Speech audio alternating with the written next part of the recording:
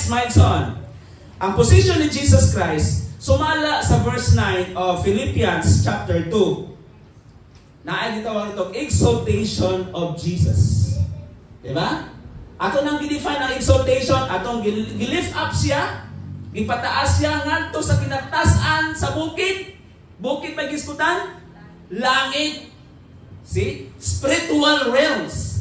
Dili kalibutan mga igsoon, kaya ang kalipay sa kalibutan musungko ras panganod. Amen. Pero ang resulta sa pagpaubos si Jesus Christ, mo hinungdan nga ato siyang gi-worship karon. Amen. Mo hinungdan nga sa tanang worship gihatagan siya bansagon. Unsa may gibansag? Every knee shall bow and every tongue confess in honor in the word of God. Diha sa ngalan sa Dios. Gawas sa exaltation of Jesus Christ, naapi siya gisulti mga igsoon. Under sa verse 9, gitagaan siya ngalan sa tanang mga ngalan. Name above all names. Hallelujah. Mo ni result sa pagkamapabusano ni Jesus Christ. He knows all things. No? He knows all things. Remember, nga sa John mga igsoon, when we worship Christ, when we worship Jesus Christ, we worship the Father. No? Sa di atong gisimba si Jesus Christ mo nagitagaan siya authority, katungod. Katungod nga ato siyang simbahon as we worship the Father. Hallelujah. Then tanan mga igsoon in Matthew chapter, unsa tayo isulti ng Matthew katong the Great Commission, naa dito dapit ang authority sa 28 verse 19. Tanang otoridad gihatag kanako sa langit ug sa yuta. Aron pagmando kaninyo nga kamo manglakaw sa tibuok kalibutan ug imantal himua silang tinun-an. Og bautismohin sila sa ngalan sa Amahan, sa Anak ug sa Espiritu Santo. That is authority nga gihatag sa Dios ngadto kang Jesus. Authority dili lamang mga igsoon sa tao kundi sa tanan, all created beings. Otoridad over heaven and earth. Mao ni mga igsoon ang status, ang position ni Jesus Christ. Nahimo siyang anak sa Dios tungod sa iyang pagpaubos. Amen. Mao usab dapat ang atong characters nga ato ang i-possess, ato ang mga kinabuhi mga igsoon bilang mga worshipers of God. Dapat naani sa itong mga kasing-kasing mga igsoon. Let us always humble ourselves before God. Ato ang ipaubos ang atong mga kaugalingon mga igsoon. Kay hinumdumi, igo ratang kitapik sa punuan. We are not a real person. We are not a real dili ta ang tinuod mga igsoon dili ta tinuod mga igsoon nga tinuod nga descendants sa Ginoo. But because of Jesus Christ, nahimo tang descendants sa Ginoo in spirit. That's why when we come to God in worship, ato yung una-unaon mga igsoon, ang atong giduol dili ang mga musical instruments. Dili nga mulingkod ta diha. Ang atong giuna-una ang hari sa tanang mga hari, because this is the byproduct of obedience to the will of the Father. Mo ni importante mga igsoon. The authority over heaven and the authority over earth. Unsa may purpose mga igsoon? Nganong nahitabo kining mga butanga according to the Bible. Unsa may purpose sa pulong sa Dios nganong atuan ni siyang tun-an ang papausanon diha, ang kinaiya nga mapausanon mga igsoon. Ang purpose ani aron nga mag-glorify ang Father. Every actions, every decision, mga igsoon, every gibuhat, tanan nga gibuhat ni Jesus Christ, tanan naka-approve sa iyang amahan. Tanan yang decision mga igsoon, His Father was pleased to Him. Ang iyahang amahan nahimuot sa iya. So make sure mga igsoon na in everything we do, not only panahon sa adlang Domingo, kundi sa tanang panahon. nahimutan o napahimutan nimo ang imuhang Dios nga maoy nagbuhat nimo kanang imong gininhawa sa imong mga ilong. Dapat na-recognize nimo kung para asa, kung si kinsa ang hinungdan ni ana. Wala kito hinungduman mga igsoon, gitagaan ta sa Dios og hangin para dili tungod kay makaginhawa ta, apan tungod makahatag tag himaya sa Dios. Nganong naagi tay pagsimba mga igsoon? Nganong ginanglan natong simbahon ang Dios? Because mo ni gitudlo sa balaang kasulatan aron nga atong mapahimutan, mapataas ang ngalan sa Ginoo, higher and higher and higher. Dili lamang na magtugtog ra ta ego na. Dili lamang nga mukanta ta ego na. It is not enough. Everything mga igsoon natong buhaton dili pa na siya ego. Dili ug dili ego. So dapat mga igsoon atong steps kung paspas na karon dungagan pa natong pagkapaspas mga igsoon, dili dapat magkaluya. Nalisod kayo nga magkadugay ta. Murang hinuon nga ang atong pagbati nagkalayo. Right?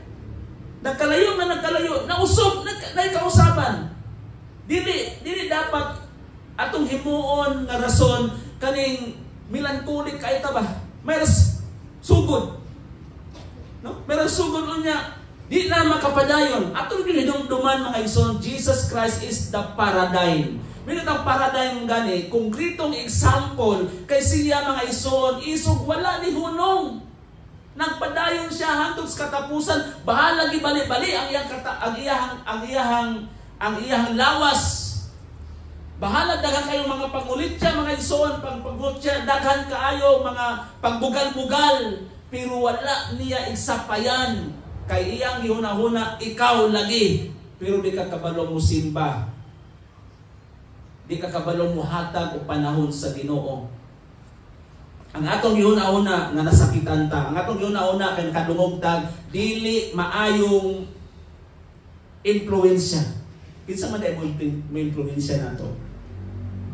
Pangutan-on ti ka. Sa imong kaugalingon sa imong paglingkod diha. Dili ta manghilabot atong naas kawas. Sa imo lang kaugalingon kay ang atong kuan is edifying the body of Christ. Ligunon ang lawas ni Kristo. Amen. Kaya kung di ni malingkod mga igsoon, di ta mahisama ni Jesus Christ. Na hangtod sa kamatayon madala nato ni. Hinunuwa hangtod sa kamatayon atong dadon ang atong bitterness, ang atong kapuol sa atong mga kasing-kasing. Kay nganuman wala man na-release. Amen. Pero kung imo nang i-release panahon sa simba mga igsoon, di jud ka alakansi. Amen. Walay maalakansi ng mga alagad sa Ginoo. Kaya di ka matawag alagad sa Ginoo kung wala ka na tinuod mga igsoon. Hinumduman ang balikan sa Dios ay ang pagbalik mga igsoon. Dili itong mga tao naglantagaw panahon sa pauras mga pagsimba. Apan kadtong mga tao mga igsoon nga nagpailalong pagpaubos ang kaugalingon hangtod sa kamatayon. That means hangtod sa pagbalik sa Ginoo. Kaya ang balikan sa Dios ikaw. Kung tanay mo kaugalingon, balikan ba kas Ginoo? Amen. Balikan tang tanan sa Ginoo as long as nagpadayon ta. Amen. So sa keyword padayon, dili ta magpadayon nga dili ta makapahimuot sa Ginoo. Name, gitagaan siya ngalan sa tanang mga ngalan. Ang ikalawang purpose para nga ma-fulfill ang God's redemptive plan. Ma-fulfill mga ison, mamatuman ang plano sa Ginoo kabahin sa kaluwasan. Doon naging kaluwasan ang matag usa ka tawo. Unya kining kaluwasan mga igsoon gitouch ang hearts sa Amahan. Then irresistible ni siya para nimo para nako nga gitawag nga ni response mga igsoon. Giunsa nato ni pag kung giatake kita sa mga kaaway, unsa kadako ang imong pagtuo to resist? Unsa kadako ang imong pagtuo sa pagbalibad, unsa kadako sa imong pagtuo sa pag-alkontra ani? Makaresist pa ka sa mga gibuhat ni Jesus Christ, mao gani nga giwali ang pulong sa Ginoo para hatagan tagka-home na makasupot. Amen. Kay dili gusto ang Dios sa kitang tanan mga igsoon mahimutang talawan. Mahimutang pildido, mga anak sa Dios, mga alagad sa Ginoo, dili pildido. Amen. Warrior. Everybody say warrior. Dili defeated. Dili defeated mga igsoon.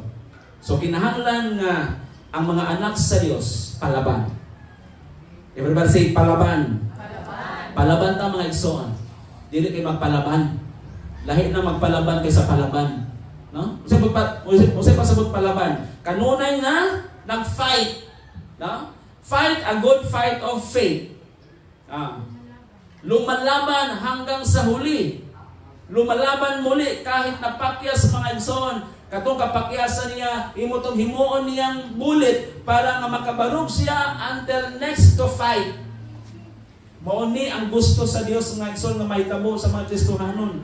Kay naanatas last days. Naanatas last days mga igsoon nga mga tao nga wala pa din sa Ginoo nga tuwa silang suginlan mga igsoon igurtang yamiran.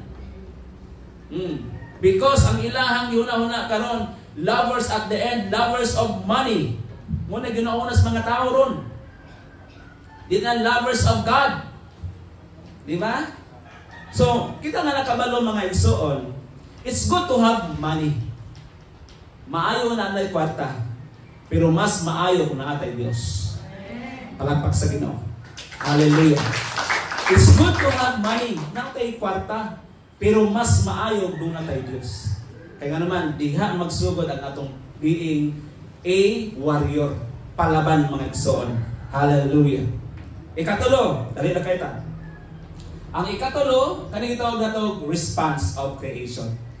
Sa diyang atong nadunggan ang pagkamay-tunod-anon sa Dios, ipilitas Ginoo, gitawag ta sa Ginoo. O diyan atong gisuhin mga igsoon, ato ang gi-embrace nato mga igsoon what Jesus Christ did on the cross based on His characteristics. Ato ang gitsundog mga igsoon ang kinaiyan ni Kristo. Then, unsa man ang response nato ani? When we talk about exaltation and worship, unsay response nato nga mahatag sa Dios mga igsoon? Lantaw nato ang verse 10. Let us read verse 10. Busa mangluhod ang tanang binuhat nga atuas sa langit. Kaning word nga mangluhod, sa English term ni siya is to kneel and bow down. Kneel and bow down. Mangluhod kita o musimba sa Diyos. Munang ang mga Muslim, gawas nga mangluhod na sila, mubawi na sila. Because they believe worship. Muna siya dito na itong attitude of worship. Kinaiya. Posture of worship is kneel. Ay pato sa una, o patanong aging, sige patagluhod. Amen? Agrit ang gansa.